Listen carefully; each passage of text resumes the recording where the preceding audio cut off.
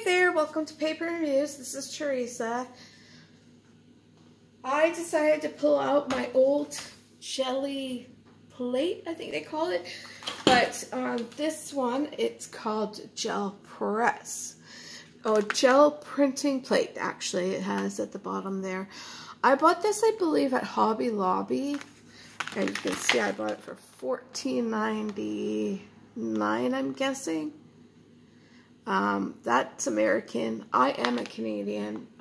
This was back when I could go down to the States and buy all your lovely crafts down there. And I obsessed with it. I played with it so long, but it's been locked up in my supply cupboard for a while, and I thought, hey, I'm going to pull it out and see what I can do with it.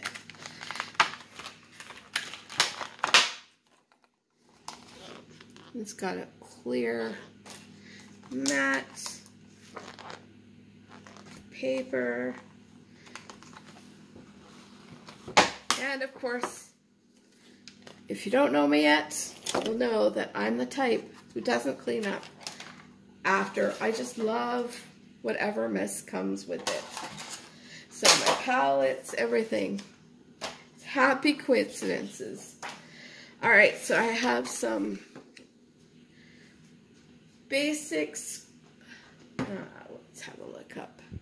Liquidex acrylic color paint tubes from Michael's. I bought them.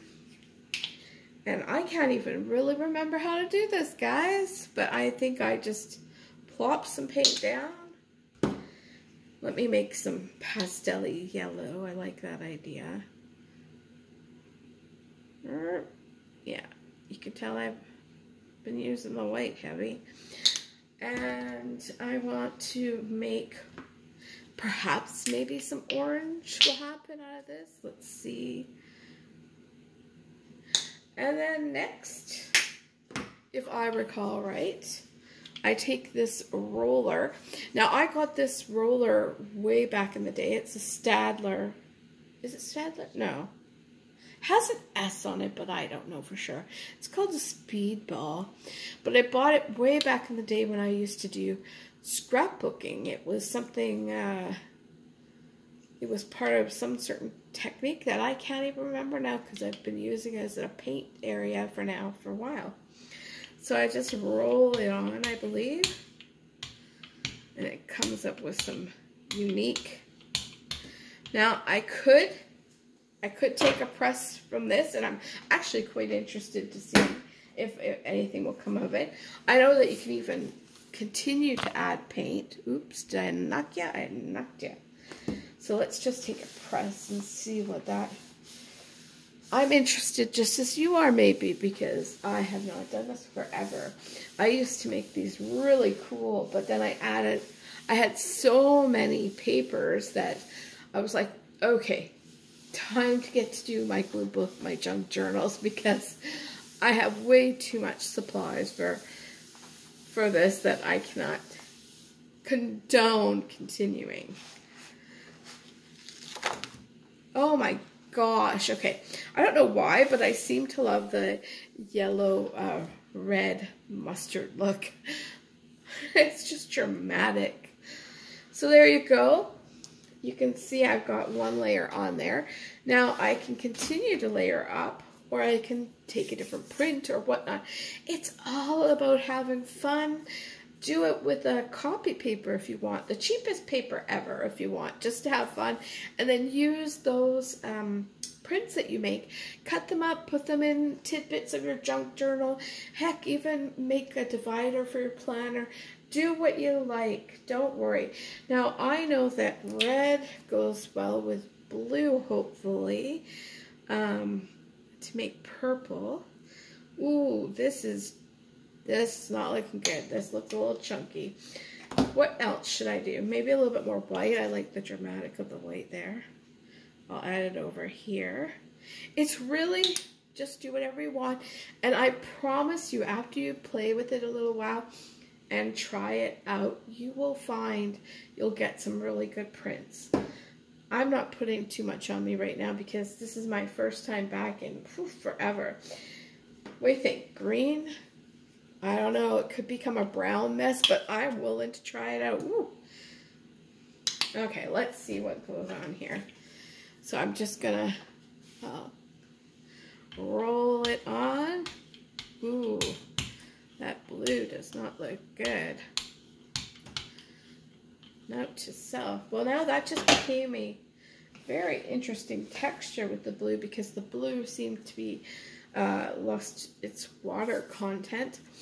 So I'm not going to put it on the same page. I'm going to put it on a different page. I'm going to leave this one up. Now normally I'd probably use a smaller book. In fact, when I did this, I did just use copy paper because I like to have a thin piece of paper, and I don't mind if it goes all wiggly and crimply from the water. I find that adds a really cool texture anyways, and I really want just a cheap ephemera for the things that I do. So now I don't know if you see this, but perhaps I should not have used a wet print because I can't really. Well, maybe I can. How about it? Let's just get dirty. Oh, not too bad. Okay, let's see how that came out. Wow.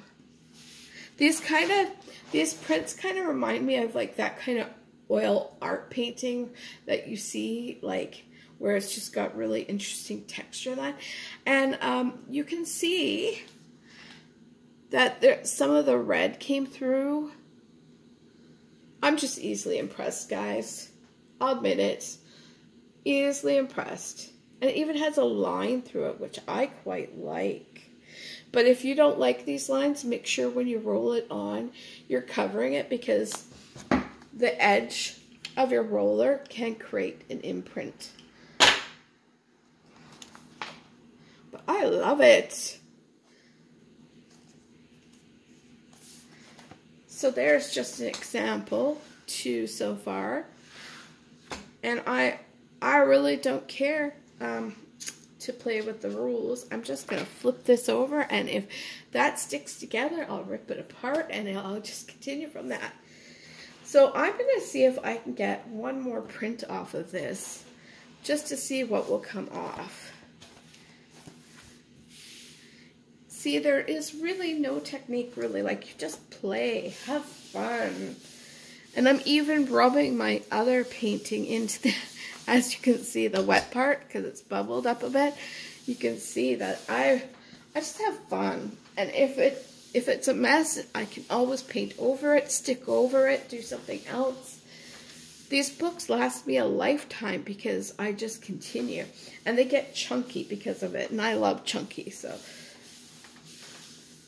let's see if we get something off of that or not. Ooh.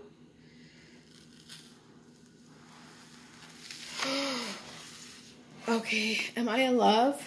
I know you can definitely get better than this, but I love the grungy kind of look sometimes. Yes, I love the pastel-y and colorful, but this grunge print just is up my alley. Okay, now let's see